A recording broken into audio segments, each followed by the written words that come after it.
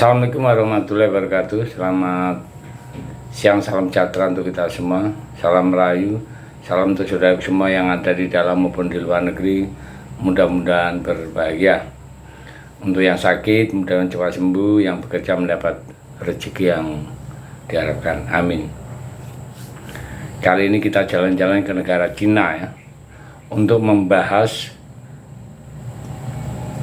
negara Cina kenapa kok dari negara berkembang, negara miskin meroket sekarang jadi negara maju ya. Malah justru sekarang negaranya nomor 2 ekonomi terkuat di dunia setelah Amerika ya. Ini luar biasa. Tapi ya, kalau kita lihat Cina dahulu ya, itu kehidupannya sangat sederhana sekali. Semua dijatah oleh pemerintah, makan pemerintah, dan karena itu untuk menghadapi masa depan akhirnya dia bertransportasi dengan negara superpower ya. Dan dia juga mawas diri, bekerja keras, sekarang jadi nomor 2 dunia. Oke, untuk pembahasan itu kita mulai Cina di era tahun 60 sampai 80-an. Yang saat itu dipegang namanya Mao Zedong ya, dengan ideologinya komunis. Dan ekonominya saat itu dikendalikan sentral pusat ya. Jadi apa-apa dijatah oleh pemerintah sehingga negara tersebut terisolir dari perdagangan internasional. Kenapa? Karena distributornya tunggal dari pemerintah semua. Kebutuhan manusia baik dari pangan, pakan, obat, meja, kursi, sabun, kacamata, dan semuanya itu yang ngurus adalah pemerintah terpusat, sehingga itu tidak efisien. Masyarakat nggak bisa apa-apa, semuanya dijatah. Dan perlu diketahui ya, Cina pernah mengalami bencana kelaparan hebat selama 3 tahun ya, dengan meregut korban jiwa itu sampai puluhan juta ya.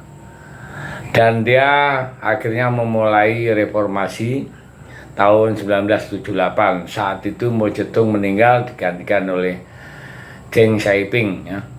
Nah, itulah mulai reformasi ekonomi. Nah, jadi ada 5 faktor yang bisa membuat negara Cina adalah jadi maju seperti sekarang. Yang pertama, reformasi sistem ekonomi. Yang kedua, kebijakan ketat buat investor asing. Yang ketiga, ada moneter. Yang keempat, ekspansi ekspor. Yang kelima, konsumsi dalam negeri.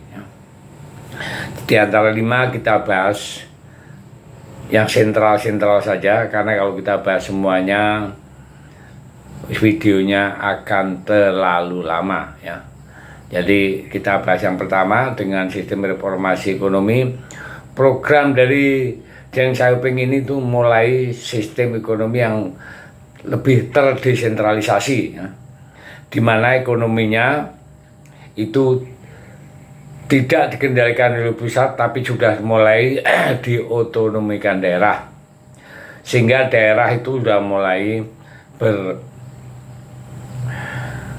berwira swasta, bekerja sama dengan perusahaan lain, dan tidak dikendalikan oleh pusat.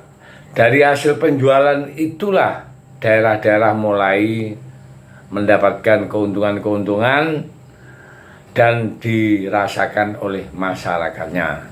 Nah, sehingga apa? Sehingga masyarakat berlomba-lomba untuk memproduksi sesuatu dan hasilnya bisa dinikmati sendiri.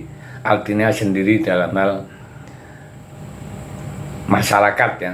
Nah, jadi perusahaan-perusahaan, terutama perusahaan asing itu modal dan dengan cara membangun pabrik, membuat aktivitas produksi mereka. Jadi pemerintah Cina itu memfasilitasi ya, dengan buruh yang dibayar murah, infrastruktur memadai, insentif pajak buat aktivitas ekspor impor barang produksi ya. Sehingga pemerintah Cina membangun banyak aspek fundamental sektor jalur kereta api, jalan raya, pelabuhan, bandara saling terkoneksi. Maka dari itu luar biasa, dalam waktu yang singkat Cina itu bisa meroket ekonominya ya. Jadi sistem itu sehingga tidak membelenggu rakyatnya sendiri. Akhirnya menarik investor asing buat membangun pabrik industri di sana ya. Oke, untuk yang kedua adalah kebijakan ketat buat investor asing ya. Cina nggak sembarangan ya buat menerima ekspor asing masuk negaranya, sangat ketat banget ya. Semua dipatuhi ya, investor asing. Salah satu adalah kewajiban buat nyalurin investor berupa proyek padat karya ya. Jadi sebelum buat pabrik, investor harus membuat padat karya, sehingga padat karya itu kan menguntungkan rakyat di bawah. Wah, ini termasuk luar biasa, sehingga rakyatnya bisa menikmati dari uang-uang investor tersebut. Boleh itu bisa bisa ditiru oleh kita ya, Indonesia. Dan kalau di Indonesia kan memang padat karya itu menguntungkan sekali ya, untuk rakyatnya. Oke, yang selanjutnya kita bahas kebijakan moneter dari Bank Sentral Cina. Seiring dengan peningkatan industri lokal, sektor perbankan Cina tuh mengalami limpahan likuiditas yang besar ya. Dari tabungan perusahaan lokal makin bertambah. Sejak tahun 1990 Cina itu terus membeli obligasi pemerintah Amerika, aliasnya ya, justru kebalik Amerika yang utang ke Cina. Nah, itu luar biasa kan. Nah, itulah berbenah sehingga sekarang jadi negara maju.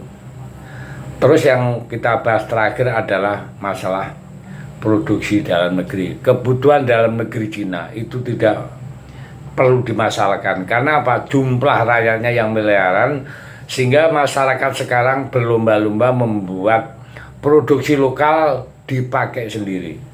Nah,